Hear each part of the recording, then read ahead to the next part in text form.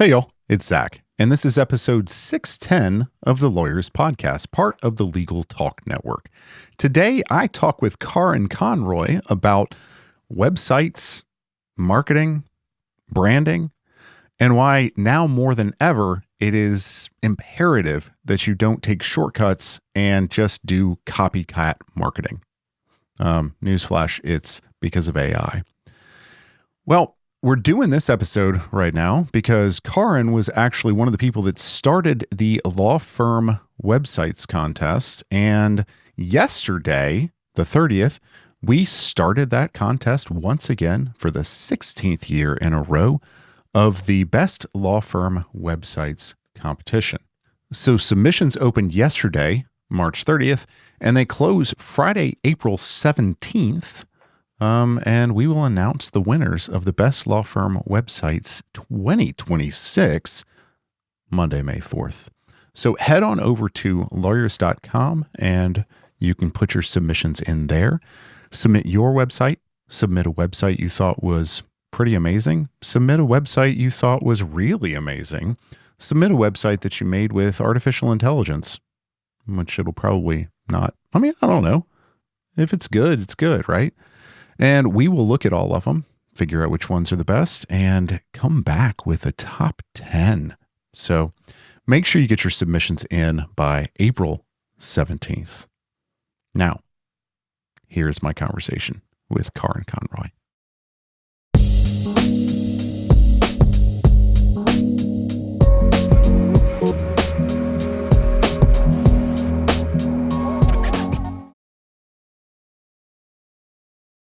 Hi, I'm Karin Conroy, and I am a legal marketing consultant who I feel like I start every episode by saying I've been around Lawyerist forever, but, it's a good start. It is. Karin, once again, welcome back to the Lawyerist podcast. Thank you. I love having you on at this time of year, especially. I always like having you on, but love having you on at this time of year, especially because of that history with the Lawyerist podcast. As it relates to this episode coming out tomorrow, we're going to start our 16th year of the Best Law Firm Websites contest. So we're going to open up. Yes. We're going to open up the contributions and all that, and we'll get going with that. But as people who follow the show would know, you started that. You've been here since day one of that. Since day one in 2010, I decided to throw together this post. If people have been around that long, they'll know that it used to be this Lawyerist was this basically a contribution blog where it was just all these guest contributors. And so I put this post together and I was like, a lot of my clients ask me for inspiration. Actually, they don't really ask for inspiration. What they're really asking for is who can I copy? Yeah. Right? Yeah, they want a template. So, and they find nice words around that. And so we're going to talk about that a little bit, but there have always been some sites that I referenced back to. And it's actually kind of interesting because where I always started with my clients was not other law firm websites. It was, let's take a broader scale view of who is doing beautiful work in website design and what can we learn from them. Yeah. And then it just got boiled down to, okay, who's doing that for a law firm? And then I created this contest and it just ballooned. It went bonkers for years and years and it's still around. Mm-hmm. So I wanted to talk first about why is it such a big deal? And I have some thoughts on that tie back to this whole idea of copycatting. Yeah. I think that's the thing is why do people look at why do you want quote unquote inspiration? And at best, it is inspiration. That's the idea is going, oh, I didn't know I could do that. But at worst, it is, hi, legal marketing company, can you make me a website that looks just like this? 100%. And I've literally had people contact me and say, can you slap my logo on this, maybe change the font color? And how much would that cost? Because part of the problem is there is so much garbage out there, and there are these templates. And so in fairness, people are like, can you just make that a template? Right. And so I don't want to be totally fair to these copycatter type people. That's not what we're here for. Fairness, that is not what we're here for. No, we're going to dog cuss them juicier. The whole time. Yeah, absolutely. Right? Exactly. Yes. But here's what I always said is, no. I will not do that. Yeah, that's not what I went to school for. You're a lawyer, and there are these things called copyright laws to begin with. So yuck, like that's problematic. So no. Second of all, what does that do for your firm? And what does that say about you that, well, it says nothing. It says nothing about you. It just says we're a law firm in X city doing Y practice area, and here's our phone number. And like, fingers crossed, something's going to happen. Yeah. And back in 2010, that would have worked better than it does now. Yeah. It may or may not have worked, but it would have worked better than it does now. Right. Listen, when I used to run a marketing department, and we used to walk around saying inspiration in air quotes, like we would look at the competitors. I worked for Century 21. So we would look at the other big real estate companies and like, what are they doing that's working? And like, let's go get some quote inspiration, which meant like, what can we copy? So this is not a totally new idea, but it's garbage, right? Like we're not going to do that. We're not going to start with garbage. Well, I think the bigger issue there is not the inspiration, the air quotes inspiration. The bigger issue is why?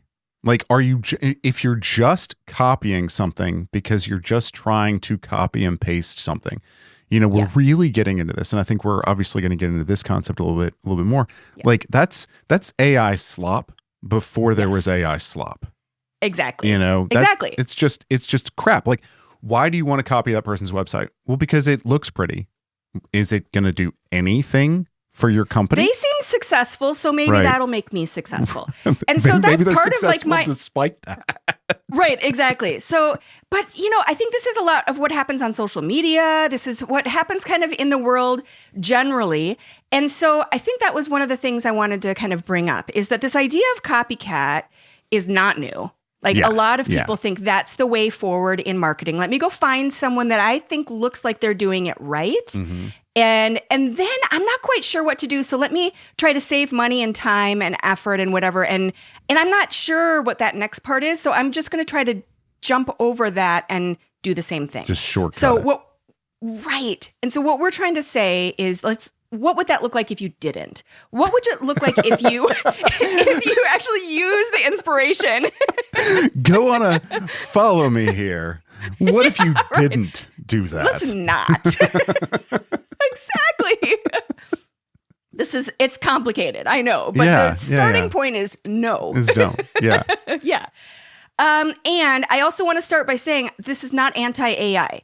This is not like, I am definitely not that. I want to talk about some ways you can use it that are different and probably different than what we were talking about in the past. Because a year ago, AI was in a different place. Websites were in a different place. So I do want to talk about all that stuff. But I wanted to start with this core idea, like get this into your bones that what we're not doing is copycatting.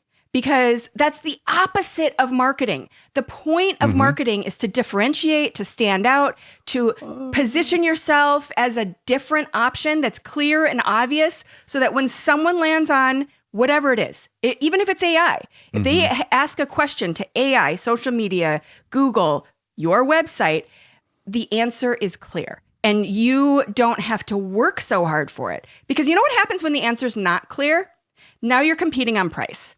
So whether it's AI or what we were seeing 10, 15 years ago, what firms were coming to me and saying, and still come to me and say, is revenue is down. And sometimes they'll say stuff like traffic is down and, they don't really know what that means, but numbers are down. Yeah. Things are not going good. They're not calling me if like everything's great, Yeah. If you're competing on price, you're all of a sudden hearing everybody saying, like, how much is this going to cost? Or even when I first started and people were saying, can you make that website a template? How much would that cost? That's a signal to me to say, oh, wait a minute. What am I presenting to you that makes you think this is about money?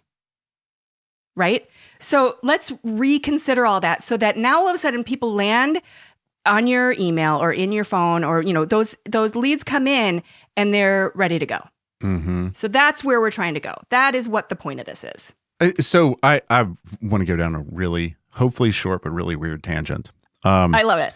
You look at shampoo in Walmart or Kroger or whatever place, and you've got the brand name shampoo, and then you've got a shampoo that looks just like it for the most part, but it's cheaper. Yes.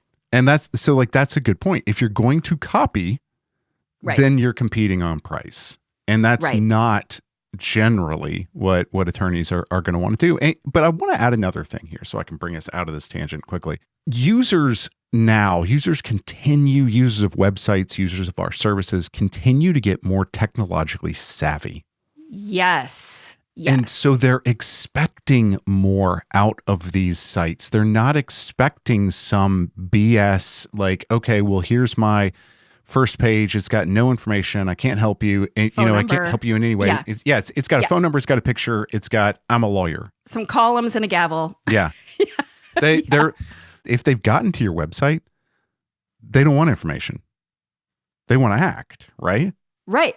They want to feel, actually. First, they want to feel something. Okay. First, they want to Connect. feel like this firm gets me. Mm-hmm. This, I feel like I might have said this before too, but let's just say to shampoo analogy, let's just say you go to the Nordstrom site and you are looking for shoes, and you land on the website, and all of a sudden there's this whole dialogue about where Mr. Nordstrom went to college.